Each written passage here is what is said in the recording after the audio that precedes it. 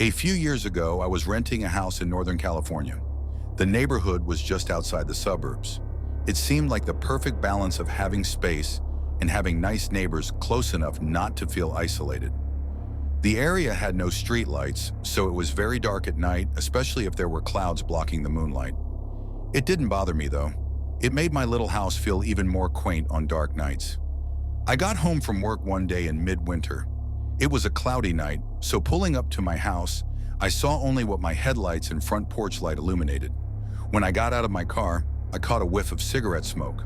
That was odd, as I had never smelled that before around that house. I didn't see anyone nearby, so I ignored it and went inside. I had just got off a shift with a few hours of overtime, so I felt pretty tired. Even though it wasn't even 7 yet, I decided to take a shower and call it a night. I woke up sometime later, sure that I had heard a noise inside my house. I wasn't worried right away because my friend would sometimes stop by to use my shower after work on his way to his night classes. I even gave him a spare key so he could stop by even if I wasn't home. He would always text me to let me know beforehand though, and I hadn't heard my phone go off. I reached over to my bedside table and picked up my cell phone to see if my friend had sent me a text. The bright light from my phone's screen and number pad blinded me. These were the days before phones had a light sensor that would dim the screen in the dark, and this particular phone was so bright I could use it as a flashlight. Through squinted eyes, I could make out that it was 9-something, but I couldn't tell if I had an unread text or not. I set my phone aside and called out my friend's name. There were a couple of seconds of silence before I heard loud footfalls as someone started running through the bottom floor of my house. I leapt out of bed and ran to the closet. They were already up the stairs by the time I had opened the door and stepped inside. That house had 3 rooms upstairs, 2 bedrooms on either side of the hallway, the one I was in and a spare, and a bathroom at the end. The bedroom doors were both closed, but the bathroom door was cracked open. I heard whoever was in my house thunder down the hallway past my door and into the bathroom. Thank God he did. That gave me enough time to open the attic access in the ceiling of my closet and hoist myself up. I had just started to lift myself up when the person ran back out of the bathroom. My feet were barely inside of the attic when my bedroom door burst open. I heard footsteps run into my room and stop. When they didn't see me in that room, they ran back to the hallway and into the other room, which just had boxes stacked in a corner, some weights, and a table where I painted my miniature models. I guess they decided that if someone were hiding, it would be in the bedroom, because they charged back into my room and turned on the light. A moment later, the closet door was ripped open. I was crouched in my attic just a foot or so away from the access, so I could try to stop them if they started to climb up. From my vantage point, all I could see was from about their knee down. They were wearing dirty blue jeans with frayed cuffs and worn work boots. After a few seconds of looking in the closet, they stepped away, and I heard a loud crash come from my room, followed by a scream of frustration and anger. That scream was the most unnerving part of the incident for me. It reminded me far too much of my stepfather, who would scream in a similar way when he lost his temper. He would eventually be put in a mental hospital for several mental disorders that resulted in erratic and violent tendencies. The man in my house ran back down the stairs. I heard crashes and clatters as things were thrown around and furniture was knocked over. I stayed crouched in the attic. I had left my cell phone when I ran for the closet, and I wasn't certain I could climb down without him hearing. After some time, the noises stopped. I started counting slowly. When I reached 1,000, I decided it was safe enough to climb down and call the police. The first thing I noticed when I exited the closet was the intruder had flipped my bed over. I assume in an attempt to find me. That was the loud noise I had heard after he stepped away from the closet. I couldn't find my cell phone, so I went to the landline by the bed and called the police. I waited in my room until I heard them call out from downstairs. The first floor was a mess, but I had expected that. Chairs had been knocked over, the sofa had been flipped. All the books, pictures, and knickknacks I had on my shelves were strewn across the floor. The cupboards in the kitchen had been opened, and all the boxed and canned foods had been thrown to the ground. As far as I could tell, though, the only thing missing was a single knife out of the wooden block in my kitchen. The police checked the house from top to bottom. They found that the side door had been forced open by something like a crowbar. They also found a few cigarette butts along my fence line, along with some foil and an empty pen tube, which the police said people often use to smoke meth, so they think he had been watching my house for a while. I realized that he must have been out there smoking a cigarette when I got home. They collected up the evidence and told me I should stay with family or friends that night and get that door fixed as soon as possible. I opted to just not sleep. I moved a shelf over to block the broken door and spent the next couple hours cleaning things up. I would often go to the window with a flashlight and shine it along the fence line where the police found the cigarette butts and foil, but I didn't see anything. The next day I called to have the door fixed and motion lights installed at the back and sides of my house. I ran a phone cable up into the attic and added a landline. I never wanted to be stuck up there without a phone again. Nothing else happened at that house, though. I lived there another 3 years without incident. One more precaution I took was practicing getting out of my bed, going to my closet, and climbing into the attic as quickly and quietly as possible. I even kept at it when I moved, except now I go to a crawl space at the back of the closet instead of the attic. I try not to think about what would have happened if I had been a bit slower getting to the attic, or if he hadn't gone into the bathroom at the end of the hall first.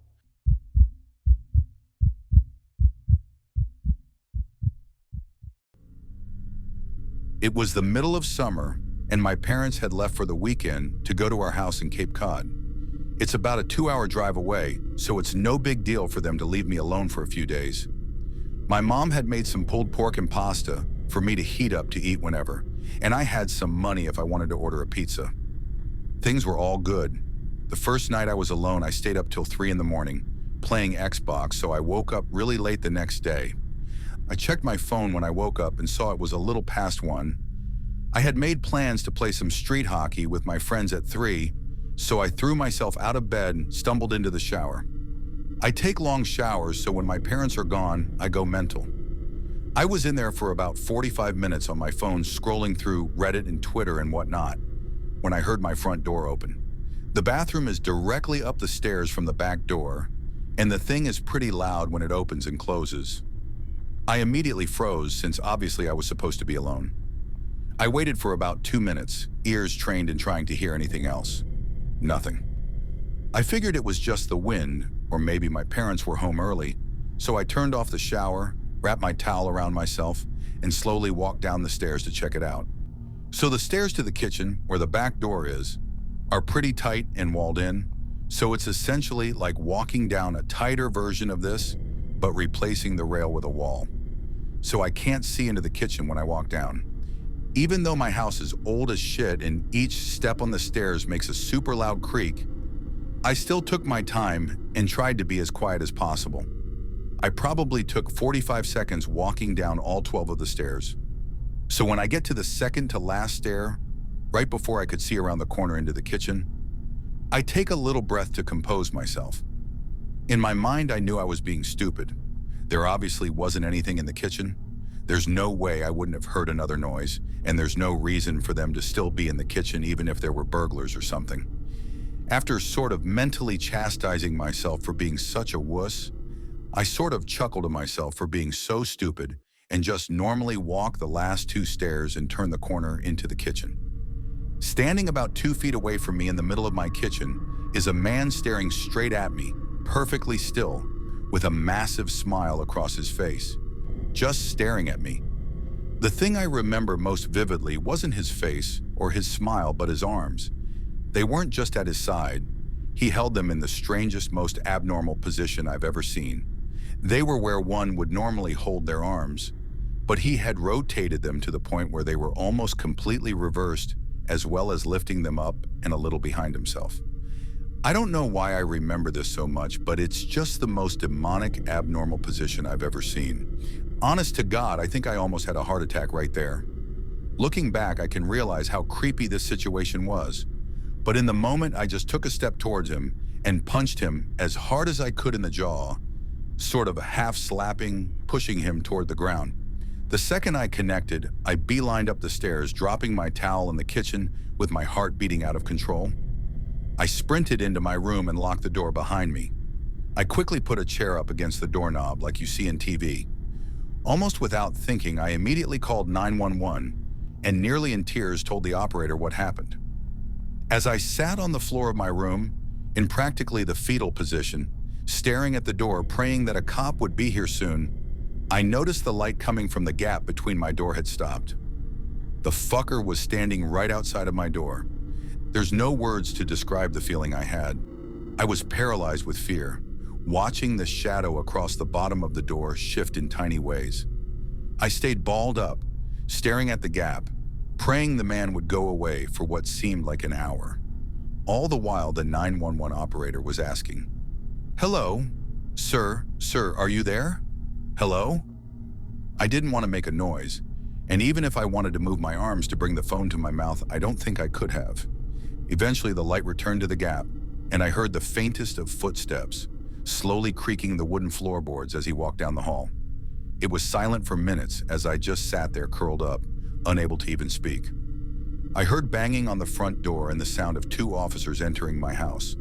I finally felt safe, and I opened the door to the 2 of them. Standing there, I almost cried. Nowadays, my parents don't even leave me home alone anymore, thank God, and I check every lock on the house before going to bed. I still get nightmares occasionally, and my heart starts racing whenever I see someone standing still. But I'm doing all right. Even working with sketch artists and a few lineups, the police never found whoever the fuck was in my house.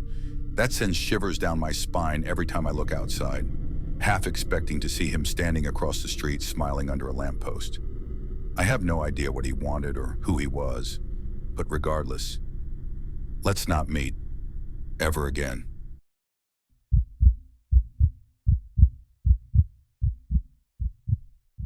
Okay, so this happened when I was around 9 years old, 25 now, and it's something I will never forget.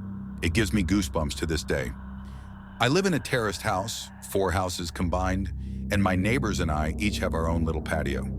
There's a small road 10 meters from my yard where people do their Sunday walks and so on. Only a small fence separates my small yard and patio from that road. I live in a pretty crowded area with several of these terraced houses spread around in my neighborhood, so seeing people walking on that road is pretty normal for me. Seeing random people standing on my patio is not. When I was 9, I usually got home from school about an hour before my mom got home from work. I lived maybe 50 meters away from school, so my mom figured I was mature enough to be home alone for around an hour before she got home. This one day I got home from school, I did the usual thing, which was to make sure I locked the front door and double-check that the back door leading to the patio was also locked. I was 9, being alone was a little scary, even though it was in the middle of the day and only for 1 hour. I then rushed to my room upstairs to play as much PlayStation as possible before my mom came home and made me do homework. While playing, I heard this noise coming from outside my window. My room was located 1 floor over the patio with a view to the road I told you about before. It was kind of like the sound of a cat, but my cat had been missing for over 3 months. Hope sparked and I thought, did he finally come back? I ran downstairs to check if it was my cat, but the sight that met me gives me goosebumps just writing this. There was a guy standing on my patio, a tall guy with black hair covering half of his eyes, making him look like a male version of the Ring women or something. I could hear him making high-pitched sounds, almost like a cat meowing. A brown liquid was running down from his mouth, and I could see him spitting out my dad's stomped cigarettes. He was actually eating from the ashtray. I was frozen observing this, eventually snapped out of it and screamed so loud that the man must have heard it. He didn't react.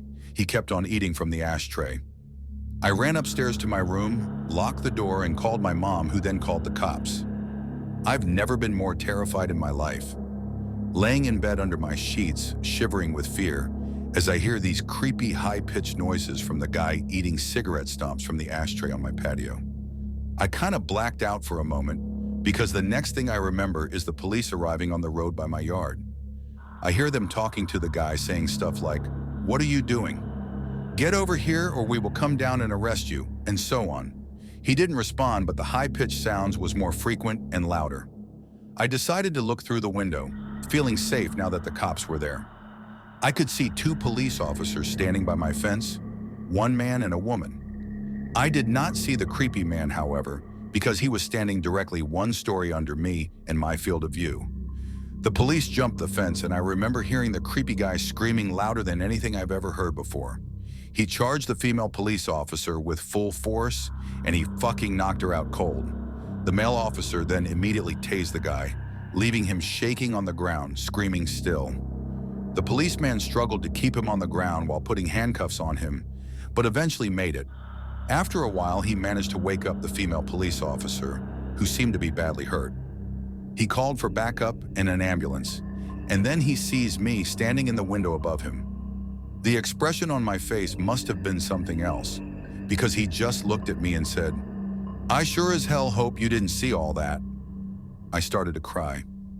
By this time, neighbors started to arrive, wondering what the hell was going on. One of my neighbors, an elderly woman, made me come down, and she took care of me until my mom came back home. The police took the creepy guy with them in the car and left. Before they left, they promised to come back and talk to us about what had happened. This is where the story takes an unexpected turn. The male police officer came back later that night and sat down with me and my mom to talk. He explained that the guy on my patio was actually diagnosed with severe autism. He had escaped a facility where mentally challenged people lived, located around 5 kilometers from where I live. He explained that the guy had actually been living in my house 5 years ago, but he had been forced to move when his mom, his only caretaker, died. The poor guy probably thought he would find his mom in my house. He missed the routines and he missed living there with his mom. The police had to move him from the house that time 5 years ago because he was extremely strong. From what I heard, he had extreme tensions in the body because of the autism, making his muscles grow stronger and stronger throughout the years. This was the reason he reacted the way he did when the police came this day. Still frightened, I told the police officer that he needed to make sure this would never happen again. He promised it wouldn't. After a few sleepless nights, my life got back to normal. The years went by and the guy didn't come back, until 1 year ago. At this time, my mom and dad had moved out. I bought the house from them, and I'm still living there today. I was enjoying my morning coffee on the patio when I see this random guy stopping on the road by my fence. He just stands there looking at me. I look at him and give him a nod. And then I hear the high-pitched noises. Holy shit, it's him! His hair had turned gray, but the high-pitched sounds made me realize. My heart started racing, and I instantly remembered the reason why he was back. I realized that he must have managed to escape again. Because I kept my cool a bit longer than when I was 9, I started to realize how sorry I felt for the guy. 16 years later, and he was back to look for his mom. I decided to carefully ask him if he wanted to come down to the patio. He instantly jumped the fence. I started to think he would knock me out like he did to that police officer. He didn't. He smiled. He looked at me and smiled. I offered him to sit down. He didn't respond. I offered him to come inside. He started laughing. We went inside. His face lit up. Pure joy. He was home. It reminded him of the life he had with his mom. It almost made me tear up.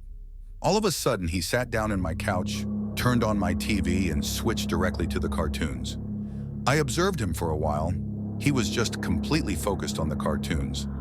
I just wanted him to enjoy the moment, so I didn't say anything to him. I realized I had to call the facility to let them know. The caretakers arrived 10 minutes later. After a lot of convincing, he got back up, crying, and they went back to the facility. I called the facility 2 days later. We made a deal.